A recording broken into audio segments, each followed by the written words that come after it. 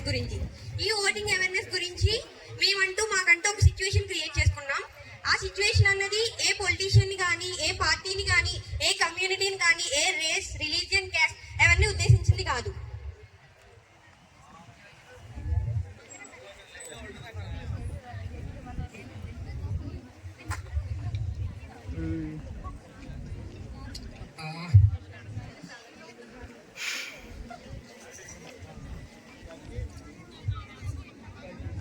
ఏమైందండి అంత దిగాలుగా ఉన్నారు?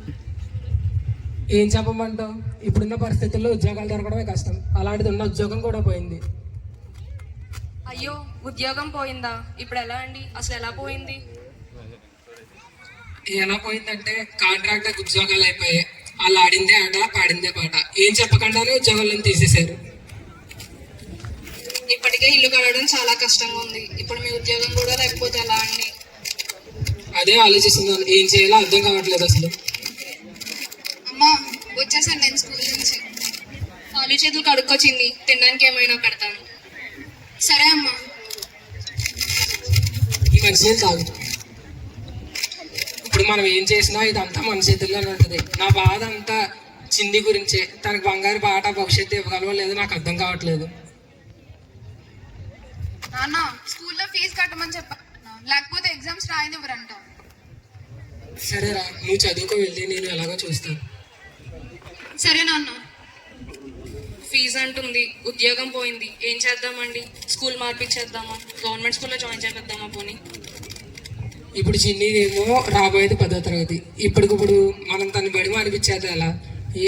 ఇప్పుడు బడి మానిపించేది పరిస్థితులు అన్నీ వాలిపోతాయి. తర్వాత తెలిసిందే కదా, గవర్నమెంట్ బడిలో పాఠాలు అలా చెప్తారు లేదా మనకు తెలియదు కదా. దాని గురించి ఆలోచిస్తున్నాను. ఈ ప్రభుత్వమే కరెక్ట్గా ఉంటే స్కూల్లో విద్య కూడా బాగుంటుంది కదండి. ఎన్నికల సమయం తప్ప ఇంకెప్పుడు మన బాధలు వీళ్ళకి కనిపించవు. ఏంటో. అవును, ఎప్పుడో 5 ఏళ్ల క్రితం వచ్చారు, ఎన్నెన్నో హామీలు ఇచ్చారు. ఈ ఒక్క నాదుడు ఇప్పుడు మనల్ని పట్టించుకుంటా లేడు. మన బాధలు మనవే తప్ప.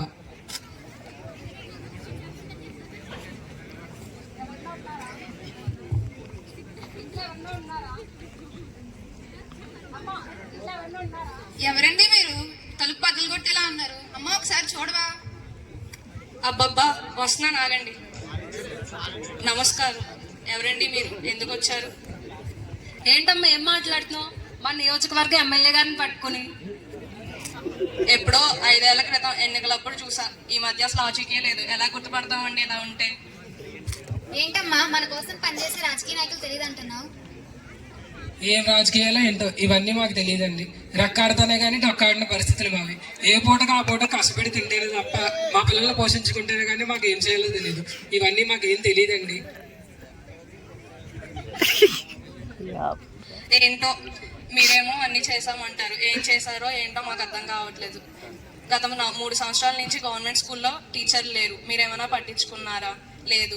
ప్రైవేట్ స్కూల్లో చేర్పిద్దామంటే మాకు ఫీజులు కట్టడానికి డబ్బులు లేవు. మా పిల్లల భవిష్యత్తు ఏంటో కూడా అర్థం కావట్లేదు. పాత గవర్నమెంట్ అలా చేసిందమ్మా. ఈసారి మన పార్టీకి ఓటు వేయండి, మీ జీవితాన్ని మార్చేస్తాం. ఇలానే 5 ఏళ్ల క్రితం వచ్చారు అన్నారు. మేము పార్టీలోకి మిమ్మల్ని మీకు ఓటేసి గెలిపించాం. మీ హయాంలో 5 సంవత్సరాలు గడిచింది. ఏమైంది? ఈ 5 సంవత్సరాల నుండి మా తర్వాత ఏం మారలేదు కదా. మా జీవితాలు ఎప్పుడు ఇలానే ఉంటున్నాయి. అంటే ఫండ్స్ రిలీజ్ అవ్వక మీకు ఏమీ సరిగ్గా చేయలేదండి. ఈసారి మన పార్టీకి ఓటేసి మా ఫండ్స్ అన్ని నేను దగ్గరుండి చూపిస్తాను. మీకు ఏం కావాలో ప్రతి ఒక్కటి నేను చేస్తాను. ఈ డబ్బులు తీసుకొని ఉంచండి. ఆగండి నాన్న. అలా ఇంటికి వచ్చి ఎవరైనా ఓటు కోసం డబ్బులు ఇస్తే తీసుకోవద్దని మా మేడం చెప్పారు. ఇంకేం చెప్పారమ్మా మీ టీచరు? మా టీచర్ చాలా చెప్పారండి. ముఖ్యంగా అయితే ఓటు మా హక్కు అని చెప్పారు. 5 ఏళ్ళ మా భవిష్యత్తు నిర్ణయించుకోవడానికి మాకున్న ఒకే ఒక ఆయుధం ఈ ఓటు.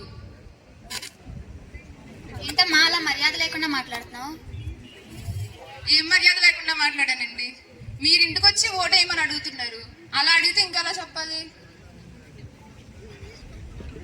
అయినా మీరు ఒక విషయం మర్చిపోతున్నట్టున్నారు. ప్రభుత్వం అనేది ప్రజల కోసం, ప్రజల కొరకు, ప్రజలచే నిర్మించబడింది. మీరు ఇంటికి వచ్చి ఇలా ఓటేయమని అడుగుతున్నారు. అయినా రాజకీయ నాయకులు అంటే ప్రజల కోసం పాటుపడాలి, నాయకత్వం వహించాలి. అలా ఎవరైతే ఉంటారో మేము వాళ్ళకే ఓటేసి గెలిపించుకుంటాం, వాళ్ళ ప్రభుత్వాన్ని తీసుకొస్తాం. ఓటు మా హక్కు, అది మీకు సంబంధం లేదు. బాగా చెప్పావు చిన్ని. వీళ్ళు ఇచ్చే డబ్బులు కాసుపడో మన పరిస్థితులకు లోబడో వీళ్ళు ఇచ్చిన డబ్బులు తీసుకుంటే ఇంకేమన్నా ఉందా? అవును, వీళ్ళు ఇచ్చిన డబ్బులు తీసుకుని మన 5 ఏళ్ల జీవితాన్ని వీళ్ళ చేతిలో పెట్టాకన్నా మేము ఎవరికి ఓటేయాలో మాకు తెలుసండి. మీరు ఇక్కడి నుంచి వెళ్ళొచ్చు.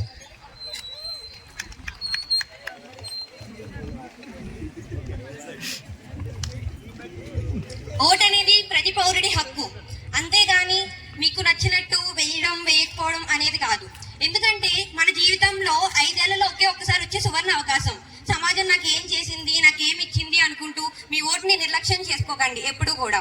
ఎందుకంటే మన నాయకుడిని ఎన్నుకోవడం అన్నది మన చేతుల్లోనే ఉంది. కాబట్టి అందరూ కూడా మీరు మీ ఓటుని సద్వినియోగం చేసుకుంటారని నేను కోరుకుంటున్నాను. దానికి మంచి వ్యక్తిత్వానికి. Ballot is stronger then bullet. Vote for better government. Vote today, have a better tomorrow. Cast a vote, make a change. ఇలా మా స్కిట్ ని ఒక కవితతో ఎండ్ చేయాలనుకుంటున్నాను. ఓటరు మేలుకో, నీ మేలు కోరుకో, నాటుకో నోటుకో, అమ్ముకోకు నీ ఓటు, నీతిగల నేతే గ్రేటు, అతనికే వెయ్యి నీ ఓటు, ఎందుకు ఇంకా లేటు, అవినీతిపై వెయ్యి వేటు, పేదరికానికి ఉండదు చోటు, ఆపై 5 ఏళ్ల పాటు. Thank you for giving this opportunity. As this is our first opportunity to vote,